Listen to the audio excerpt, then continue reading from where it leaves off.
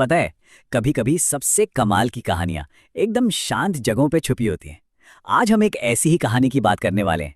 कहानी एक खामोश घंटी की, जो उम्मीद और पहल करने के बारे में ना बहुत कुछ सिखाती है। तो चलिए शुरू करते हैं। तो कहानी शुरू होती है एक सवाल से। अब यहाँ पढ़ने कौन आएगा? सोचिए, इस एक लाइन में कितनी निराशा है, कितनी हताशा है। एक गांव का स्कूल है जो सालों से बंद पड़ा है। ऐसा लगता है जैसे उम्मीद ने ही वहां दम तोड़ दिया हो। तो चलिए कहानी के पहले हिस्से में चलते हैं, उस स्कूल की तरफ जहां खामोशी ने जैसे अपना घर ही बना लिया था।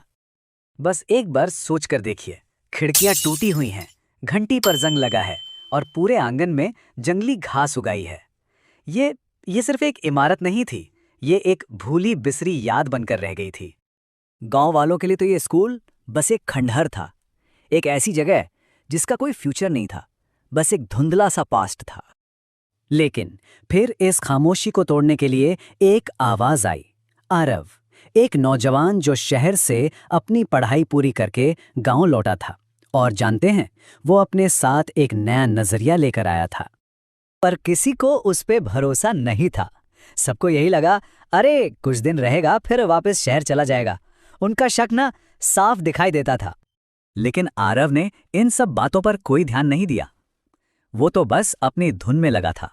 हर रोज अकेला स्कूल की सफाई करता, टूटी बेंचों को ठीक करता, दीवारों पर अक्षर लिखता, और सबसे जरूरी, उस खामोश पड़ी घंटी को हल्के से हिलाता।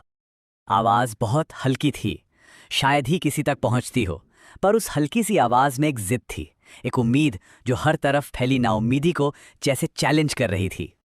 और फिर आरव की वही जिद एक छोटी सी लहर बनाने लगी।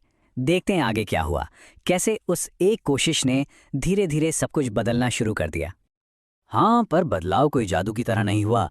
शुरुआत बहुत बहुत धीमी थी। पहला दिन कोई नहीं, दूसरा दिन फिर वही खामोशी, पर तीसरे दिन उम्मीद की एक छोटी सी किरण दरवाजे पर आकर खड़ी हो गई।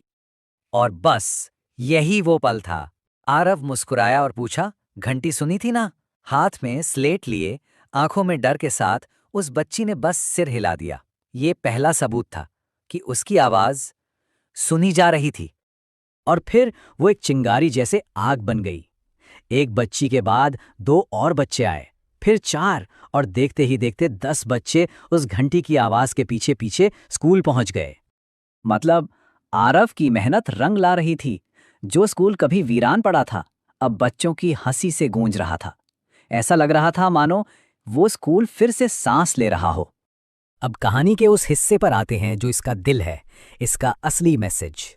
और ये मैसेज सामने आता है गांव के एक बुजुर्ग के साथ हुई एक छोटी सी बात से। गांव के एक बुजुर्ग ने आरव से कहा, बेटा, ये घंटी तो सालों से बजी ही नहीं। वो वही सच बोल रहे थे जो सब मानते थे, पर कहानी का असली मोड़ यहीं से आता है। इस पे आरव ने जो कहा ना, वो इस पूरी कहानी का सार है। उसने कहा, घंटी कभी खामोश नहीं होती, उसे बस सुनने वाला चाहिए।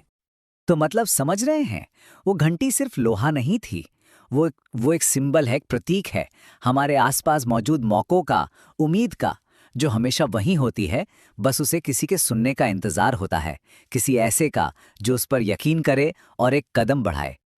और उस दिन जब घंटी जोर से बजी, तो उसे पूरे गांव ने सुना।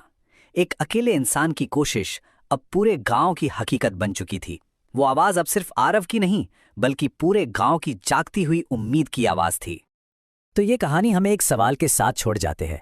हमारे आसपास ऐसी कौन सी खामोश घंटी है जो सुने जाने का इंतजार कर रही है? वो कौन सा मौका है जो बस किसी के एक कदम उठाने का इंतजार कर रहा है?